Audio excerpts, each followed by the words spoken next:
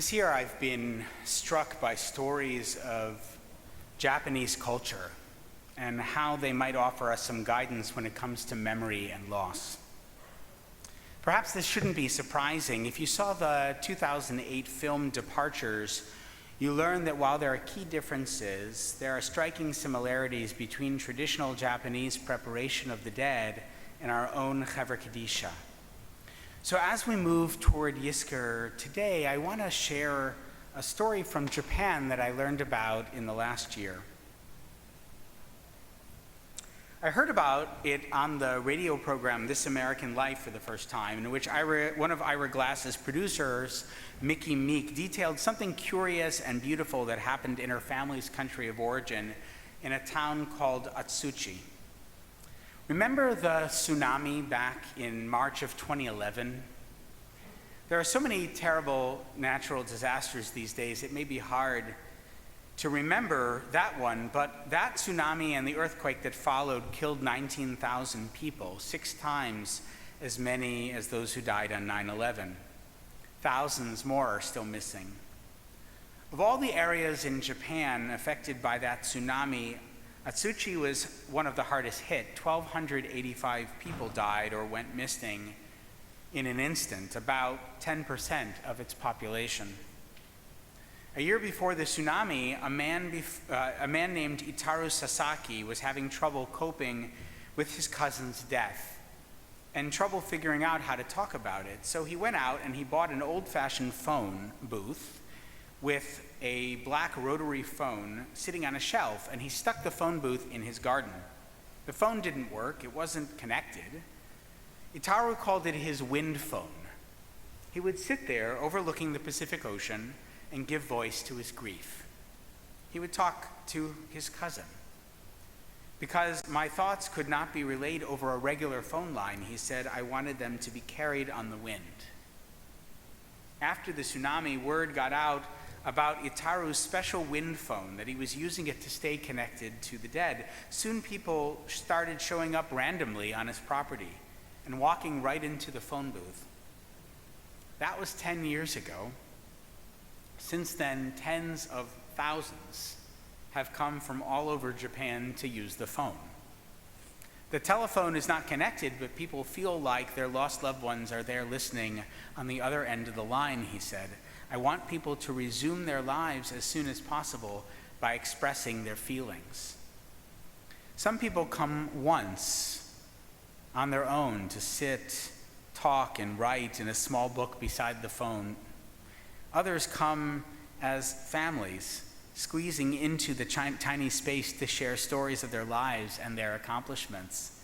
Some conversations are banal, some are profound, but they're conversations. People feel at the wind phone like their lost loved ones are listening to them and talking to them. Itaru described one older gentleman whose wife had died in the tsunami. The guy seemed nervous at first and wouldn't pick up the phone for a while. Once he finally did, he started talking on the phone and wouldn't stop. He talked and was nodding in the phone booth like he could hear a response. He'd be quiet and nod and laugh or scoff. It wasn't just him talking. It wasn't one-sided. He was having a conversation. Afterward, he came up to Mr. Sasaki's house and he said he'd been on the phone with his wife, who wouldn't stop nagging him about things he needed to do around the house. He wept, and then his heart emptied out all of the grief that it was carrying. There are other stories of parents who lost children who lost parents in the blink of an eye and hadn't been able to talk about it for years with anyone. Death is much longer than life, Itaru explained to a blogger in 2018.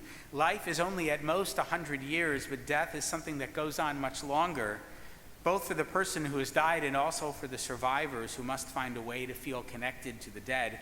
Death does not end the life. All the people who are left afterwards are still figuring out what to do about it.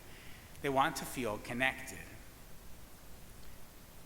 This past year, I've been exploring Rabbi Nachman's practice of hitbodedut, in which you go outside into the woods or somewhere like that and just talk to God. It's a stream of consciousness experience, a meditation of speaking, if you will. And sometimes I realize that I'm not talking to God, but to my dad. And it's not that I'm confusing the two, at least I hope not. It's that talking to Larry Burg, who's been gone nearly 17 years now, helps me feel connected to him, helps me fill in all the details of my life, my family's life that he's missed. But what's missing in those conversations is community. Hitbodedut is meant to be done in private, away from people. The wind phone is private too. It's more like visiting a grave. It's a glass booth in a garden, a place where others have stood to do exactly what you're doing, to talk to the dead. That old phone booth has become a holy place. And I think that Yizkor is a little bit like this. We come to shul on one of 4 times each year, or all 4, Yom Kippur, Shmini Atzeret, Pesach, Shavuot. We come to this holy place, or we log into the live stream, or we stand proximate to members of our Beth Am family, even as we recollect our private memories and experience our solitary grief. Yizkor is collective grief, but Yizkor is best when we incorporate our own words as well, move beyond the page, the written prayers, to create a few moments of spontaneous interaction with our honored dead. So that's what I'd like to invite us to do today as you recall your mother or father, your sibling, your spouse, some of you, your child or children. As you contemplate the legacy of your grandparents, aunts, uncles, cousins, other family members, dear friends who were like family, take a few moments today to talk not just to God, but also to them. See if they talk back. Try to listen to what they say as their voice comes to us on the wind. And if the connection isn't there today, that's okay. The wind phone is a practice.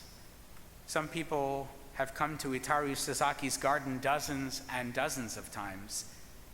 Yizkor is also a practice. Memory takes time. But the dead have the time. Be patient with yourself.